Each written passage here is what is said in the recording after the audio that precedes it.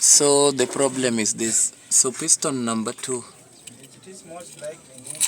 This is the bearing from number 2, and you can see it's so worn out. This was a spun bearing, and you can see how it has damaged the crankshaft. So we have to remachine this one.